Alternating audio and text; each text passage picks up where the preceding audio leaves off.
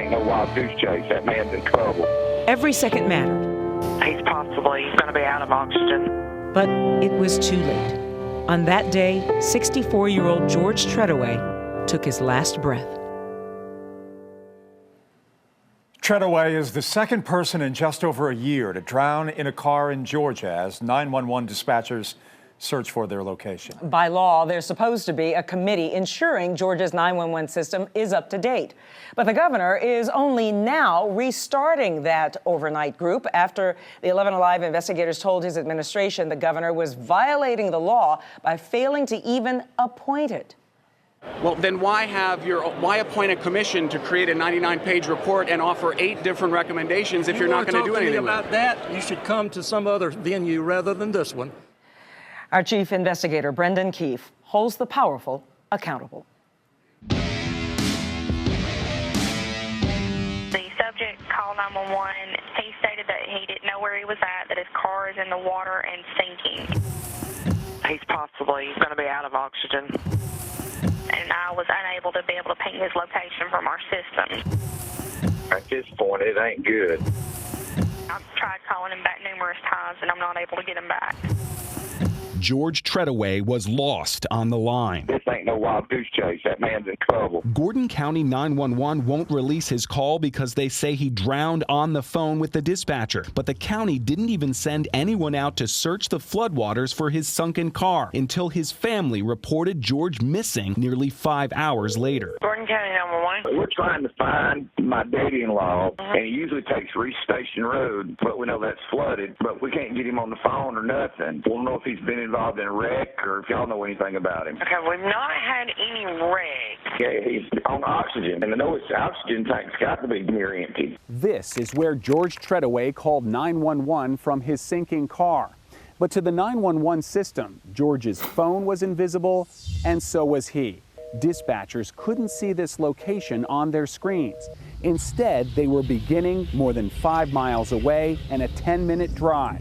It was the cell phone tower location. George and his phone briefly showed up here because the tower address is often the first thing a dispatcher sees, and in this case, it was all they had to go on because George and his phone weren't here either. So the 911 dispatcher called the cell phone carrier. The operator there tried to ping George's phone, but it was likely already underwater. The last known location of George's phone was more than 3 miles away from the tower, in the other direction. The cell phone carrier had George's last location here, but this is still more than 3 miles away from where George Treadaway was fighting for his life.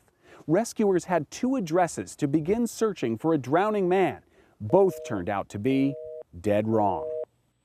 Did you get the tower it hit off of at all? Because I am showing that the device was 3.39 miles from that tower to the southwest. Show any water around in that area? There's no lake or nothing around there. It's just all pine trees. What did he say when he called in? He said, I'm stuck in the water. There was no water on that wooded hill because George called 911 from the flooded valley 3 miles away. We found out the next day that there had been a 911 call. But somehow Gordon County dispatchers didn't know one of their own 911 operators had already talked with a drowning George Treadaway hours earlier. He did tell the dispatcher that the car was filling up with water, and they could hear that on the 911 tape. I got a bad feeling about this. Something's wrong. Okay, we'll continue to look for him. George's body was pulled from his sunken car 2 days after he called 911 for help. We were very disappointed in the 911 system. I'm trying to find you on our map. You can't find your address? No. For what address, ma'am? Give me the address one more time. It's not working. The 11 Alive investigators discovered cell phone callers are lost on the line by 911 every day. They received a call from a female that said that she was in the lake and losing air. A year ago, Shanell Anderson was trapped in her sinking SUV in Cherokee County, but her 911 call got picked up by the wrong call center in Fulton County. Yeah, we got one vehicle. It looks like it's all the way underwater right now. They found her too late to save her life. Your own commission said 911 is broken in Georgia. What are you going to do to fix it? Well, 911 systems are run by local jurisdictions. A year ago, we asked the governor about this 911 modernization report he commissioned, a report completed while Shanell Anderson and George Treadaway were both still alive. Your commission recommended that there be a state agency that oversees 911. Are you in favor of that? Well, I haven't made a decision on that. We asked the governor and his staff the same questions about his 911 commission report again and again, 9 separate times via email and in person over 12 months. After a year of no answers and another death, the investigators caught up with Governor Deal at a transportation news conference. I asked you a year ago, I'll ask you again, have you done anything with your own 911 commission report? We have put funding into 911 for local communities, but as you know, those are operated by local systems of government. Well, then why appoint a commission to create a 99-page report and offer 8 different recommendations if you're not going to do anything about that? You should come to some other venue rather than this one. If you want to ask about what we've talked about here today, I'll be glad to answer your question, but that is not what we're talking about. These people died on the roads. I understand that, and we are concerned about that, and we're trying to do what we can about it. But you're here asking questions about nothing that we're talking about today. How many more of your constituents have to die before you take 911 modernization seriously? I don't mind answering some of y'all's questions if you want to. And the governor walked away from our questions, but we asked his staff why he appeared to be breaking a long-standing Georgia law requiring the governor to appoint 12 members to a permanent 911 advisory committee, and why that state committee hasn't met in years. Now, after all of our questions over a year, the governor is in the process, finally, of appointing members to that committee. The first thing on their agenda, according to the governor's office, the 911 Modernization Commission's recommendations. So bottom line, I'm still trying to just wrap my head around this.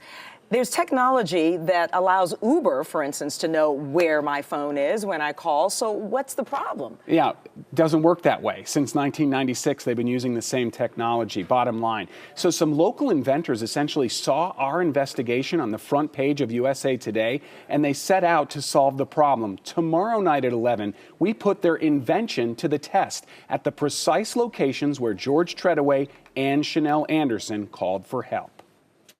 We believe we could solve the problem of 911 location right now. And we'll have that story tomorrow night at 11. And look forward to it. It's Possible Solution. All right. Thank you, sir. Even with the cell phone technology we have today, too often 911 dispatchers are still struggling to find your location during an emergency. The 11 Alive investigators were the first to expose the nationwide crisis. And now, a year later, they've found a new solution that could make us all safer. Chief Investigator Brendan Keefe put the new invention to the test. We live in 2016. 911 is stuck in 1996. Our smartphone knows where we are no matter where we go. Press a button, it takes us home. Press another, a car shows up. We can summon Uber quicker than an ambulance, police car, or fire truck can find us through a cell phone call to 911, because the current system still uses technology developed 20 years ago. 911, what is the address of your emergency? I'm in a car in a lake. Where? I'm moving it out very quickly. Give me the address one more time. It's not working. Shanell Anderson was lost on the line. Her 911 call was routed to the wrong call center, and her phone never told dispatchers where to find her sinking car. Ma'am, I lost her. Do you believe that this technology would have saved her life had it been in her hands? Without a doubt. There is no question. Fred White. When we call 911 through the cell network, we're ending up in the wrong jurisdiction. And Michael Self. Enough is enough. We're in a position to be able to do this. Let's solve this problem. Are inventors determined to fix 911. Every 30 seconds that is spent on 911, telling them who you are, where you are, what's going on, and how to get there, counts towards that golden hour. We're parked at the edge of the same pond where Shanell Anderson called 911 to test the existing system. Okay, here we go. 911, what's the address of your emergency? This is not an emergency call. This is a field technician test call only. Can you please validate the address on your CAD display? Do you have phase 2 on me yet? Yes. Well, actually, no. Okay. Now it's phase 2. And what's the phase 2 address?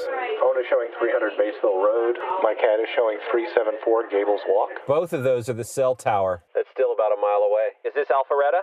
It is. We're in the wrong jurisdiction. That's exactly what happened to Shanell's 911 call. She was in Cherokee County, but her call hit a tower in Fulton County. Give me the address one more time. It's not working. Then the inventors call 911 using the same phone, but with their technology activated. It's called Laser, and it uses the phone sensors to determine precise location before routing the call to the correct 911 center. Cherokee County 911 address for emergency. This is not an emergency call. This is a technician field test call. Could you please verify the address on your CAD display? Phone display showing 1 the Fairway. It's 1 the Fairway in Woodstock, Yeah, Georgia? showing 1 the Fairway. That's it. That's where we are. Using our technology, we were able to call and be located within a few feet of where we are sitting, and we were delivered to the correct 911 jurisdiction for this location. Did our investigation actually lead to you accelerating this technology? Yes, actually, as a matter of fact, it did. Right after this test, another caller was lost on the line. He stated that he didn't know where he was at, that his car is in the water and sinking.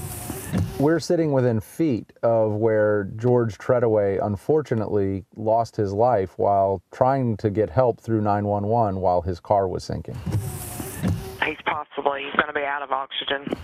Nearly a year to the day after Shanell Anderson died in Cherokee County, George Treadaway drowned in Gordon County. And I was unable to be able to ping his location from our system.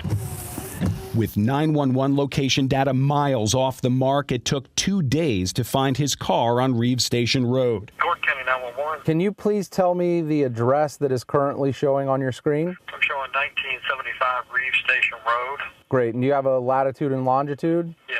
So we've just called 911, and Laser has us located on Reeves Station Road, right where we actually are and where we would want emergency services to come find us. And this could have saved George Treadaway's life. I believe so, yes. We offered Gordon County operators an opportunity to see the new technology. 911 Director Debbie Vance, president of Georgia's Dispatcher Association, declined, writing, "The phone carriers have not heard of it, and they feel from the description we have had so far, this is a carrier issue and not a public safety answering point issue. If all carriers are not part of it, I don't see how it will benefit anyone." There's a side of this that's sad and tragic. There's also a side of it that's just infuriating. Fred calls Gordon County again, this time deactivating his invention and using the system George Treadaway relied upon. Can you please tell me the address that is currently showing on your screen?